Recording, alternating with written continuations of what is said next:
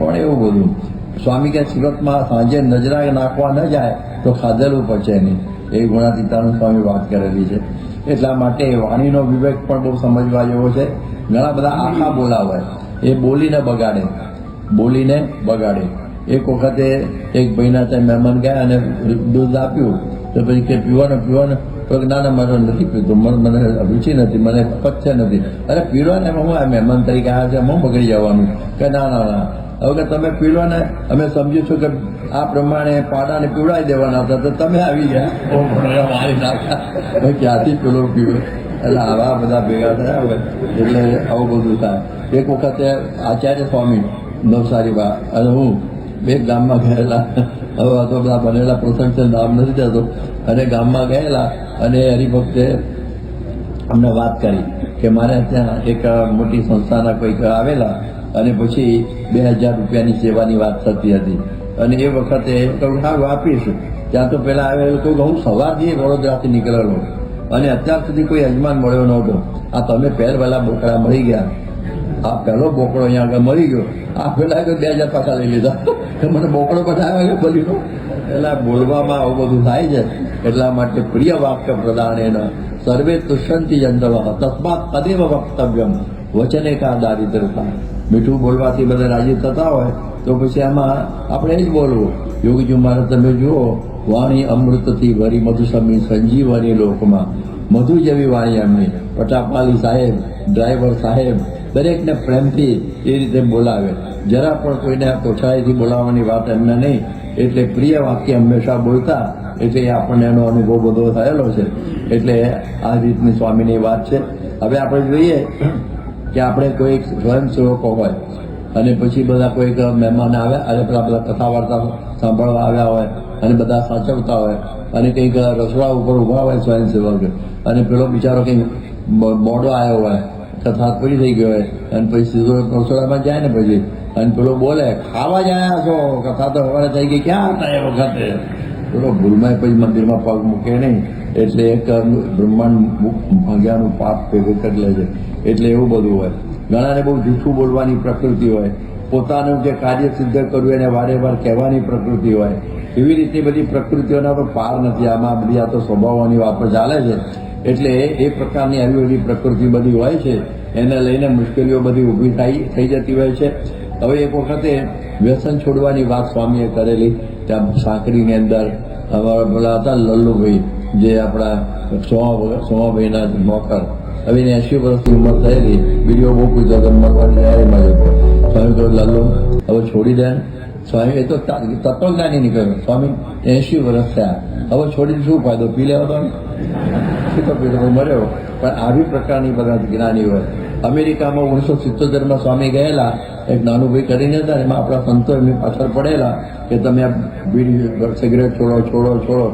પેલા ભાઈ બધું અકળાઈને કે તમે બહુ કહેતો હતો બૈરી છોડી દો પણ બીડી નહીં છોડે. કેમ એમ કે બીડી હું નાનો હતો ત્યારથી પીવું છું, બૈરી પાછળથી આવેલી છે. એટલે આવી પરિસ્થિતિ થઈ છે.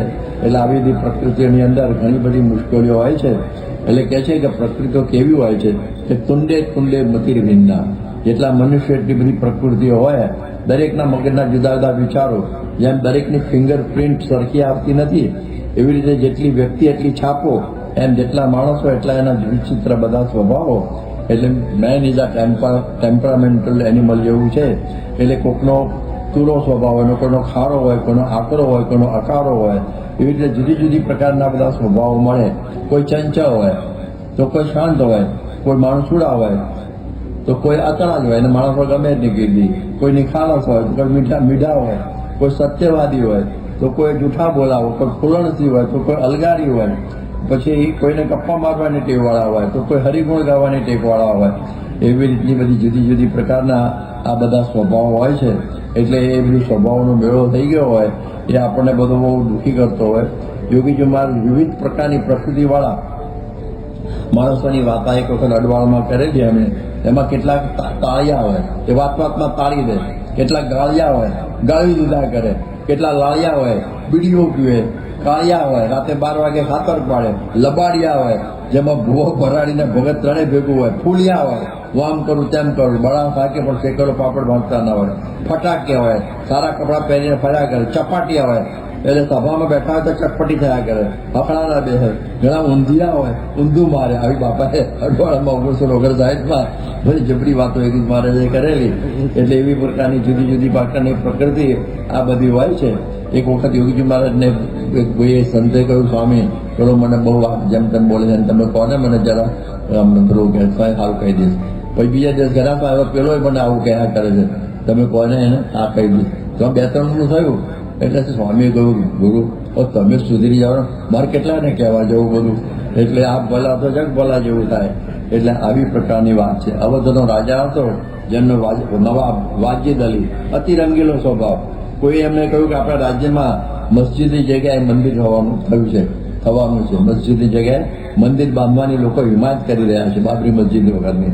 ત્યારે એને કહ્યું કે મંદિર બન્યા, મસ્જિદ બને, इसमें હમે ક્યાં, હમ તો ઈશ્વર કે પુજારી હૈ. રંગીલો એને પડેલી જ નહીં, આવા હોય બધા. એટલે ઘણા બધા ખાયાનું ખોદવાની પ્રકૃતિવાળા પણ આ હોય છે. આવા બધા થાય. આપણે બધા પ્રથમ 10મું વચનામૃત બધા જાણીએ છીએ, સેવકરામ. હવે યોગીજી મહારાજ મને એક વખત છે ને આ બધા વચનામૃત ગોખાવા કે મારા 262 તમારી પાસે ગોખાવા મળી ગયું તો આખું 262 પણ તો શરૂ કરાવ્યું. એમને પહેલા વચનામૃત હું પહોંચ્યો નથી ઠેઠ સુધી. એમાં પહેલું લે અમુક મને આપે અને પછી મોડે લઈ લે, પોતે જ પાઠ લેતા. અમે મોજી દળ બાજુ ફરતા હતા, સર્જક પર ને બધા. એમાં પહેલું આવ્યું, બીજું આવ્યું, ત્રીજું, ચોથું, પાંચમું, છઠ્ઠું, સાતમું, આઠમું, 9મું. તો 10મું આવ્યું ને સ્વામી કે આને નહીં લે, આનની અંદર લાઈનમાં લેતા. 11મું ગોગજો. મેં કેમ કે મહારાજને ભાર બહુ ઉપડાવે ને એને આપણી લાઈનમાં લેવો નહીં, એટલે ગોગતા નહીં. એટલે પછી એવું મને કહેલું. આ સેવકરામ હતો. મહારાજ કહે છે કે અમે વેંકટાદ્રી સેતુબંધથી રામેશ્વર જતા હતા, એમાં સેવકરામનો સાધુ મળી ગયો. અને એ વખતે એને ભાગવત બધું ભણેલો પણ માંદો પડ્યો. એની પાસે 1000 રૂપિયાની સોનામર હતી, પણ ચાકરીનો કરનારો કોઈ નહીં. પછી અમે કહ્યું તમે ચિંતા કરશો નહીં, અમે ચાકરી કરીશું. અને પછી તો એને લોહીખંડ પેટ પેસવું થઈ ગયેલું. પછી એક ફૂલવાડી હતી, ત્યાં બધા કેળાના પાંદડાની પથારી કરીને અમે જોકમાં સુવાડ્યો. ઓડની નીચે 1000 ભૂત હતા, પણ અમે ભૂત નથી કંઈ તકલીફ નહોતી. અને પછી તો એ બધું ધીરે ધીરે હવે સારો થવા માંડ્યો. અમની પાસે પૈસા હતા. એ પછી અમને કે ગામમાં મારા માટે આ બધું લઈ આવો, ખાંડ ગોળ ઘી આ બધું, અને બધી રસોઈનું. અને પછી હું એમને રસોઈ કરીને જમાડું. અને પછી મારે કે હું ગામમાં ભિક્ષા માગી આવું, મળે તો ઠીક, નહીં તો ઉપવાસ. પણ કોઈ દાડો અમને એવું કરવું નહીં કે અમારા ભેગી તમારી પણ રસોઈ કરો, તમે અમારી સાથે જમો અને પછી સારો થયો શેર ઘી પચાય બેવો. પણ એનો મણનો ભાર છે ને અમારી પાસે ઉપડાવતો, અને માળા લઈને ચાલતો. ભગત તો પણ માળા તો પકડાય. અને આવું થયું. પછી એને કૃતજ્ઞ જાણીને મેં એને છોડી દીધો. ત્યારે આવી પ્રકૃતિવાળા પણ બધા હોય છે. એટલે બધા જુદી જુદી લોકો આ બધા ઘણી પ્રકારની મુશ્કેલીઓ ઊભી કરનારા હોય. ઘણા બધા તમે જો ઊંધું કરવાની પ્રકૃતિ હોય, અહીં થૂકવું એમ લખ્યું હોય ને, થૂકવું નહીં, તો ત્યાં જ થૂકતો હોય. એવી પ્રકારની પિચકારી મારે ત્યાં આગળ. યોગીજી મહારાજની બોધ કથામાં એક વાત આવે છે. એક અવળચંડી બાઈ હતી, એના ધણી કંટાળી ગયેલો. જે કામ કરે તે ઉલટું જ બધું કરે, બધું ઉલટું કરે. એટલે ખાટલો પાથરનો કરે ઊંધો પાથરે, પાણી માગે તો પથરો આપે. એના પાપમાંથી છૂટવું હતું. એક વખત એવું બન્યું, એ બંને નદી ઉતરતા હતા અને નદીમાં પૂર આવ્યું. એ બાઈએ કહ્યું ભેંસનું એને કહ્યું ભેંસ ભેગી હતી, એટલે ભેંસ કંઈ કરે અંદર કે ભેંસનું પૂંછડું પકડી રાખજો. એને કહ્યું પેલી બાઈને. એટલે બાઈ જે કહે એને ઊંધું કરવાનું, એટલે આ છોડ્યું થોડું તું કે એટલે પકડવાનું, ગઈ ખંભાત ના ખાય. હા થઈ ગયું. એટલે આવા બધા ભેગા થયા હોય છે. હવે એક વખતે યોગી મહારાજ બીજી વાત કરતા કે ગધેડા અને ઊંટને ભાઈબંધી થયેલી. ગધેડા અને ઊંટની બે સાથે ચારે કરે, આ બધું થાય. હવે એક વખતે થયું, ગધેડાએ કહ્યું કે હું રોજ એક ખેતર ખાઉં છું, ઊંટભાઈ ચાલો તો અમે મારી સાથે, કે ભલે. અને પછી એ ખેતરમાં ગયા અને ખાતા હતા બધું પાક ને બધું. અને પછી એ વખતે પેલો કે છે ને ગધેડો કે મને હવે ભૂંકણ આવ્યું છે. ઊંટ કે હવે ભૂંકવાનો આદે કરો, પેલો માણસ સાંભળશે, આ માલિક આગો પાછો ગયો છે, દેખા સાંભળશે તો આપણને મારશે, કે મારું ભૂંકણ રોકાય એવું નથી, મૂકવું જ પડશે. અને ભૂંક્યું અને પેલો આવ્યો અને ખેડૂત અને એવા ટીપ્યા બધાને બેને. ગધેડી તો ભાગી ગયું, પણ ઊંટને બહુ માર પડ્યો. એટલે ઊંટે પોતાનો બદલો લેવો. પછી કે ચાલો મિત્ર હતા ને, વચ્ચે નદી આવી, કે કેવી રીતે પાર કરવી, કે તમે મારા ઉપર ચડી બેસો અને આપણે હું ઊંચું છું ને, અને એટલું બધું પાણી નથી, આપણે પહોંચી જઈશું, મને અહીં સુધી તો આવશે. કે ભલે. વચ્ચે આવ્યા ને તો ઊંટ કે મને લોટણ આવ્યું છે. અને પણ તમને લોટણ આવે તો પછી પપ્પા મારી શું દશા થાય કે તારું ભૂકળ બંધ ના રહે, મારું લોટણ બંધ નહીં રહે. ગયે સંવાદમાં તારે એ પણ એટલે આવી પ્રકારની પરિસ્થિતિ હોય છે. એટલે આવો વાત એક યોગી બાપાની કથામાં જ બધું આવે છે. એક વખતે એક મહાણ હતું ને, એમાં બધા માણસો બધા બેઠેલા અને એમાં એવું બનેલું કે એમાં એક ઊંટ પણ અંદર હતું. મોટું વાણ હતું ને ઊંટ પણ હતું અને આજુબાજુ ઘાસ પણ ઊંટ બેઠેલું. અને એ વખતે એક વાદી હતો ને મદારી, એ આવ્યો અને છેલ્લે કે આવી જા એટલે આવી ગયો. એની સાથે વાંદરું હતું. હવે વાંદરું તો ચટક જવું હોય એટલે જયારે નદી મધ્યમાં આવી ત્યારે પેલું ઊંટ છે ને ઊંઘતું હતું, તેના નસકોરા છે ને ઊંચા નીચા થાય ઊંટ આમથી આમ. એટલે વાંદરું મારું જબરું છે તો ત્યાં આગળ ઘાસ પડ્યું હતું ને એમાંથી એક સરી લીધી અને એના નાકમાં ફેરવી એટલે ઊંટ ભડક્યું, ઊભું થઈને બમામ થયું, બધા ડૂબ્યા. એટલે સત્સંગમાં ઘણાને આવી સરી કરવાની ટેવ હોય છે. એ સરી ના કરી છે ને તો ઘણી પ્રકારે શાંતિ રહે. અમુક એવા નવરા હોય છે ને આવા બધા જ હોય, એટલે આવા બધા ભેગા થયા હોય. હવે એક વખતે ગુણાચંદ સ્વામી વાત કરે એ સુજજ્ઞાનંદ કરીને સંત હતો. સુજજ્ઞાનંદ એને બધા કુબેરો કહેતા, એનું પૂર્વાશ્રમનું નામ હતું.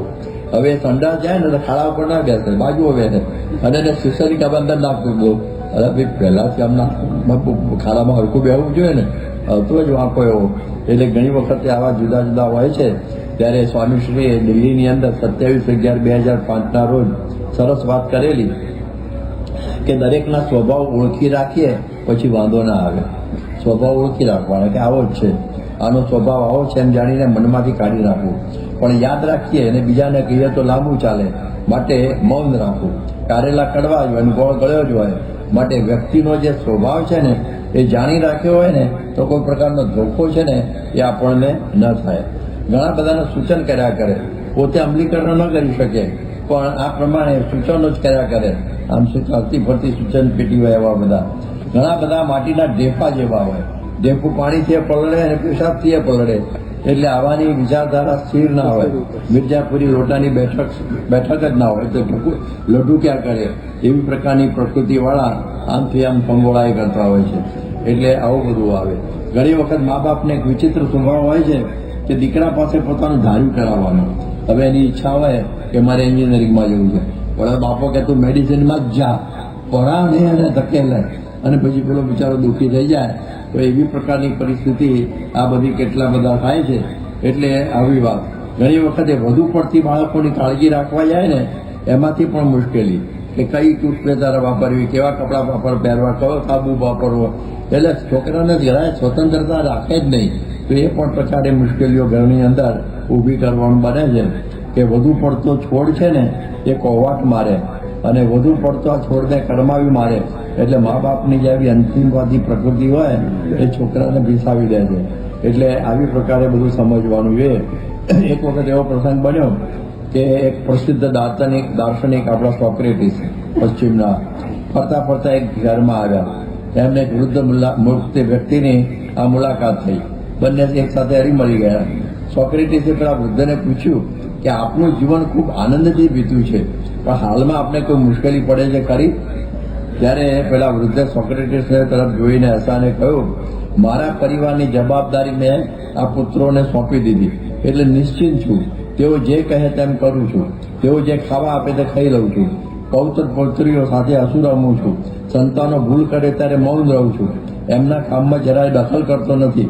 પરંતુ જ્યારે તેઓ સલાહ લેવા આવે ત્યારે મારા જીવનના અનુભવો તેમની સમક્ષ રજૂ કરું છું અને કરેલી ભૂલો અને દુષ્પરિણામો તરફ એમને સાવચેત કરું છું. તેઓ મારી સલાહ પ્રમાણે વર્તે કે ન વર્તે એની ચિંતા કરતો નથી. ત્યારે ફરીથી પાછા મારી પાસે ફરી આવે તો ફરી પાછું કહું છું. એટલે આ પ્રમાણે હું ફરીવાર સલાહ આપું છું. આને લઈને મને આનંદ રહે છે. ઘણા તો ટક બુઢાઓ કરતા હોય છે પણ ન છૂટકે એમને પછી વૃદ્ધાશ્રમમાં મૂકવાની ફરજ પડતી હોય છે. એવું હોય. ઘણાની છે ને રંગી ભોંગી પ્રકૃતિ હોય. ક્ષણે દુષ્ટા ક્ષણે એવી પ્રકારના પણ બધા હોય છે. એટલે આવા બધા જુદી જુદી પ્રકારના હોય છે.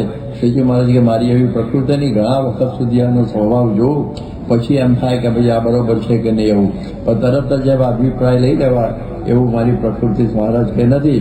એટલે ઘણા બધાની મેલિશિયસ પ્રકૃતિ હોય, મેલી પ્રકૃતિ હોય, એવી પ્રકૃતિ. ઘણી વખત બધા અધિકારીઓ હોય, આ ગાંધીનગરમાં હોય દાખલા તરીકે, અને પછી કોઈક ભૂજથી આવ્યો બિચારો સામાન્ય માણસ, અને પછી એનું બધું કામ કરવા માટે ત્યારે કે ભાઈ જો કાલે આવજે.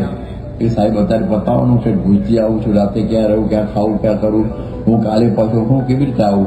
એ કે કાલે એટલે કાલે.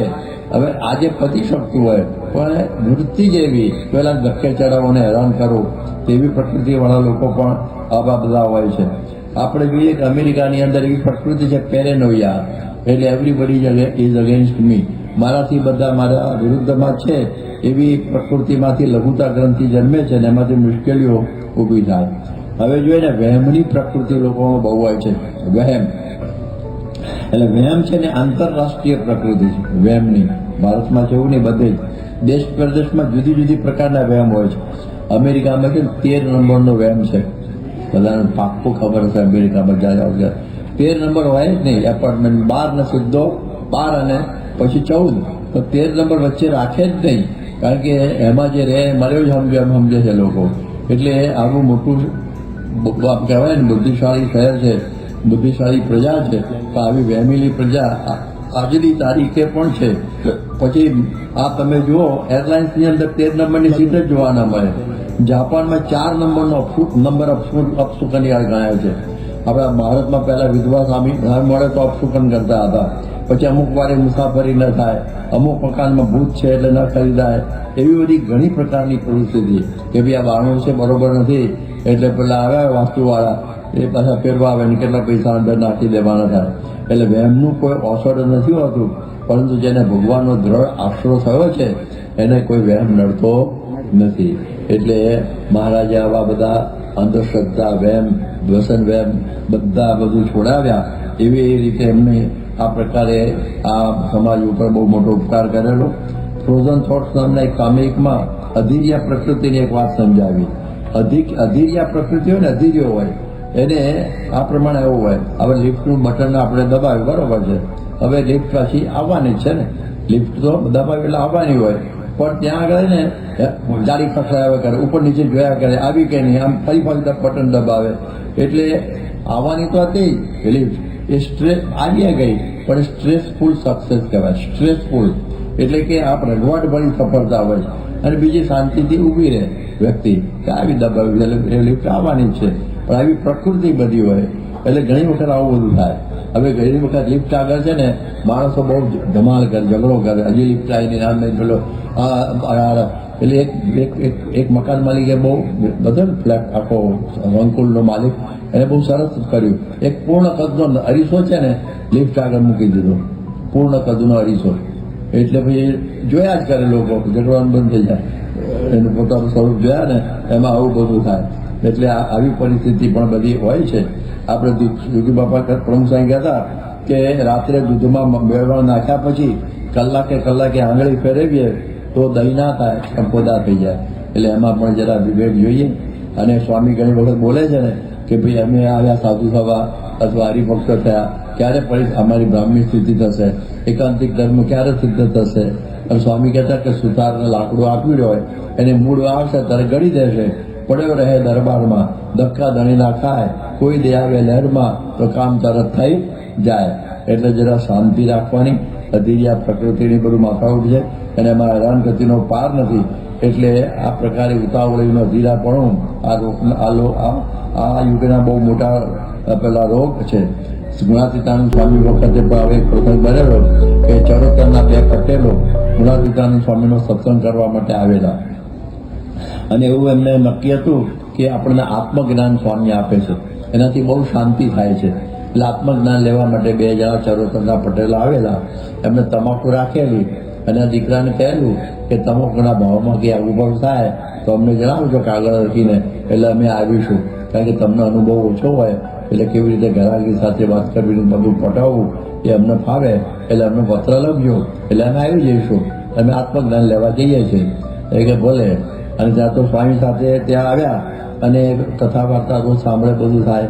ત્યાં તો પછી છોકરાનો કાગળ આવ્યો, 15 દાડા થયા કે તમારું આત્મજ્ઞાન લેવાઈ ગયું હશે અને અત્યારે જેમ તમાકુ લેવાનું એમ, અને અત્યારે આ તમાકુના ભાવ વધતા જાય છે, માટે તમે જલ્દી આવો. તેને સ્વામીને કહ્યું, સ્વામી તમાકુના ભાવ વધતા જાય છે, માટે તમે જલ્દી આત્મજ્ઞાન આપો તો અમે ઘેર જતા રહીએ. ત્યાં બેસો ફરી શાંતિ રાખો, તો પછી થોડો વખત તમને આત્મજ્ઞાન આપીશું, તમે અત્યારે શાંતિ રાખો. ત્યાં મહિનો થયો, ત્યાં છોકરાનો અર્જન્ટ કાગળ આવ્યો કે તમાકુના ભાવ ફાટતા જાય છે અને તમે નહીં આવો તો બધું આગું પાછું થવાનો સંભવ છે. એટલે એ તરત જ સ્વામી પાસે પહોંચ્યા, સ્વામી અમને ઝડપથી આત્મજ્ઞાન બ્રહ્મજ્ઞાન આપી દો, તમાકુના ભાવ ફાટતા જાય. હવે સ્વામી કહ્યું કે રાખો ઉભારો, આ બધા બેઠા છે એમને પૂછો, આ બધા સાધુ બધા કે શું કામ આવ્યા છો? ત્યારે એમને તો બ્રહ્મજ્ઞાન મોક્ષ માટે બધા આવ્યા છે અહીંયા આગળ. અને એમને કે એમને પૂછો કેટલા વર્ષથી છે? તો ઘણા 20 વર્ષથી સાધુ થયેલા, જેમ અમે બેઠા 64 વર્ષના. તો સાધુમાં એટલે કે આટલા બધા 20 વર્ષથી સાધુ તારે આત્મજ્ઞાન લેવા આવ્યા છે એમ કરો. આ છે ને આ બધાનો નંબર આવવા દો, પછી તમારો નંબર લાગશે. એક બાજુ તમાકુ સાટવવી છે અને એક બાજુ આત્મજ્ઞાન લેવું છે. એવી અધીરાઈથી આત્મજ્ઞાન મળી જાય નહીં. એટલા માટે આવી બધી પ્રકૃતિ આવા મોક્ષ માર્ગમાં અધીરાઈ ચાલે નહીં. એ તો બધું થવાનું છે, નક્કી જ છે. આપણને વચન આપ્યું છું કે બાપાએ બધાને એકાંત સિદ્ધ થઈ જશે, બ્રહ્મની સ્થિતિ થઈ જશે, પણ આપણે રાહ જોવાની હોય અને આપણી તૈયારી પણ ઓછી હોય ને પછી વાળા ન જોઈએ તો આવું બધું થઈ જાય. એટલા માટે અધીરિયા પ્રકૃતિ હોય ને, પ્રકૃતિ હોય, આમ અર્થ વગરની અધીરાઈ હોય. એક વખત જુનાગઢની અંદર એવું બન્યું કે ગુણાતીતાનંદ સ્વામી કથા વાર્તા કરતા હતા એમની નિયમ પ્રમાણે, અને ઘીવાળો ઘી વેચવા આવ્યો, એનું ઘી વેચવા આવ્યો છે. અને એ વખત ત્રિકમદાસ કોઠારી હતા, એ ત્યાં મૂળ ડભોઈના વાણિયા ત્રિકમદાસ.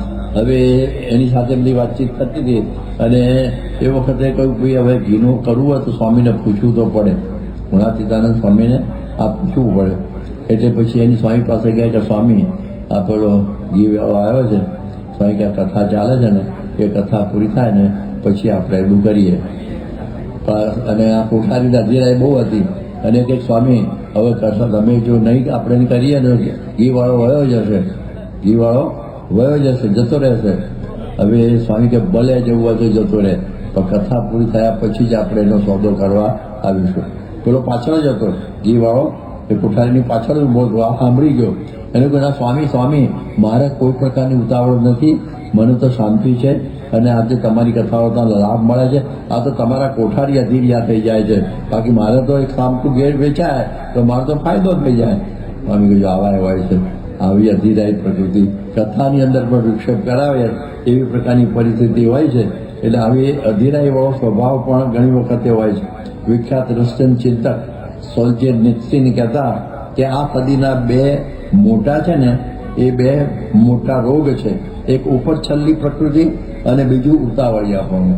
ઉપર છલ્લી સુપરફિશિયલ, જે કંઈ ભણવાનું પડે એવું, સત્સંગ પડે એવો બધું ઉપર છલ્લું કરે. અને બીજું હોય ઉતાવળિયાપણું, જલ્દી બોલે ને પૂજા મેં સરસ રીતે કરી એવું ના બોલે, પૂજા પતાવી દીધી. શું કે પેલું પતાવવા પડે, શબ્દ વાપરે, એવું બધું બને. એક વખતે એક રમૂજી વાત બનેલી. હવે સ્વામી સાથે ફરતા હતા એ વખતે સ્વામીએ વાત કરેલી કે આપણા મૈજડાની અંદર અંબાલાલભાઈ મુખી રહે, એમના દીકરા નંદુભાઈ ગયા ધામમાં કે ક્યાં નહીં થાય. એ અંબાલાલભાઈ મુખી છે ને અંબાલાલના, અને કણભાના એક અંબાલાલ હતા કણભાના, અને એ પણ મૈજડામાં એમના ત્યાં રહેતા હતા, મૈજડા ગામમાં.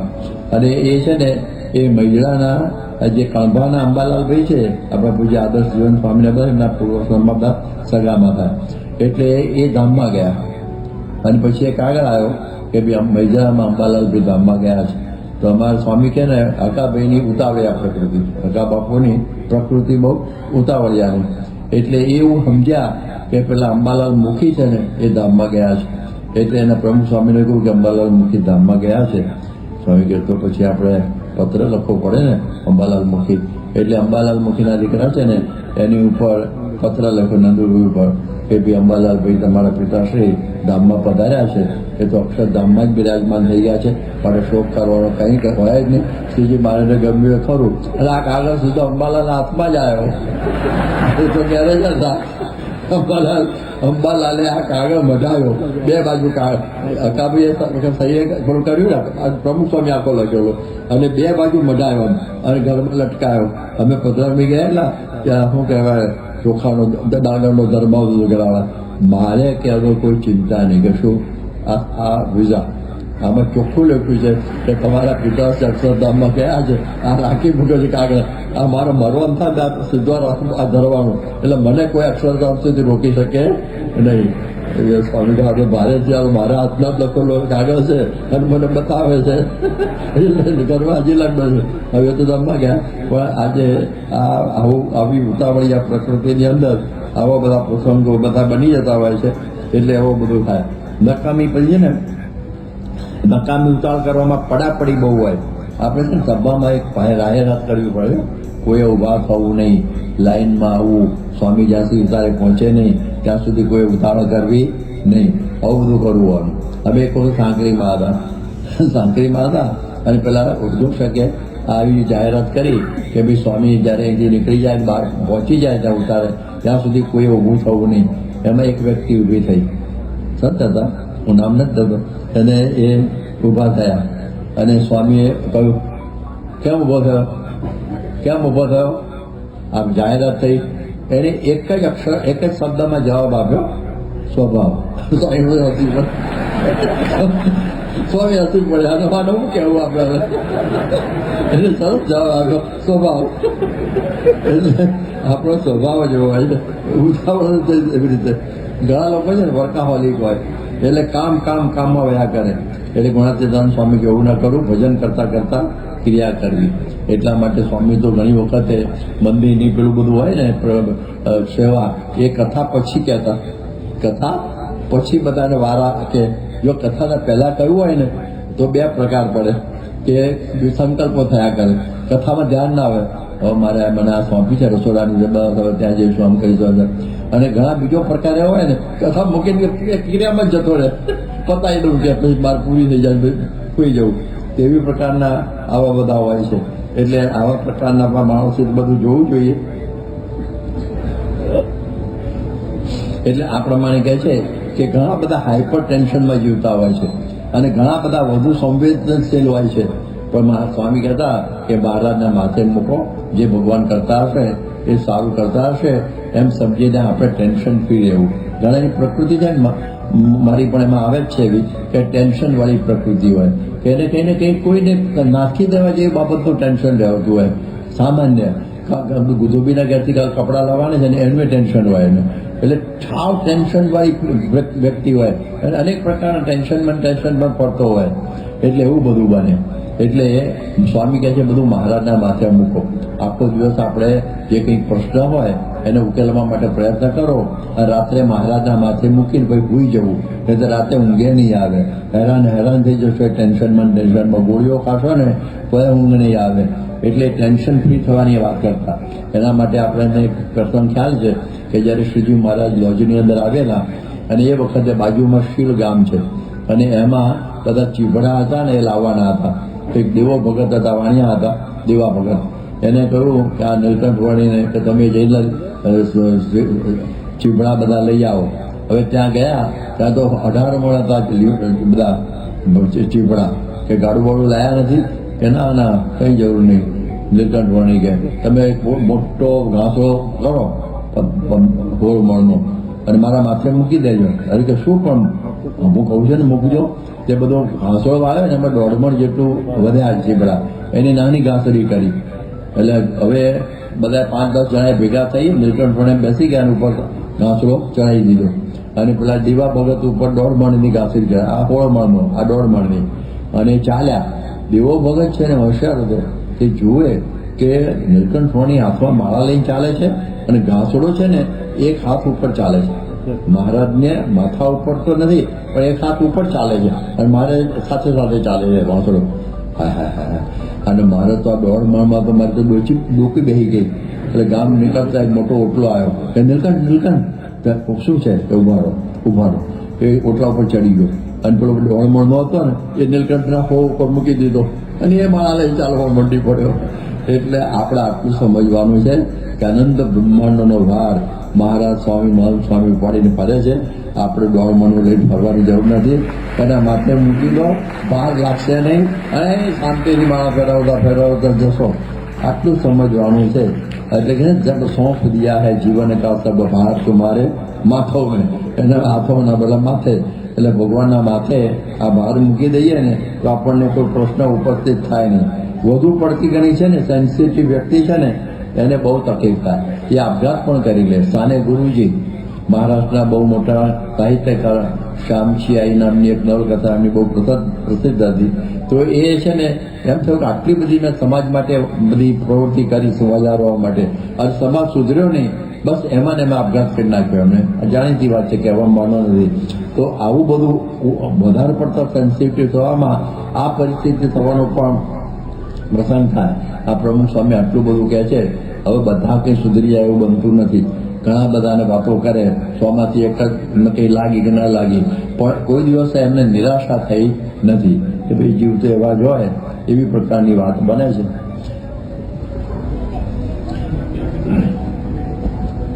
હવે શ્રીજી મહારાજ એક પોતાની વાત કરે છે. હવે ઘણા બધાને સંકલ્પનો મંદવાડ હોય છે. સંકલ્પનો મંદવાડ, જેને કે સાયકિક પ્રોબ્લેમ કહે છે ને, એને મહારાજના વખતનો પ્રસંગ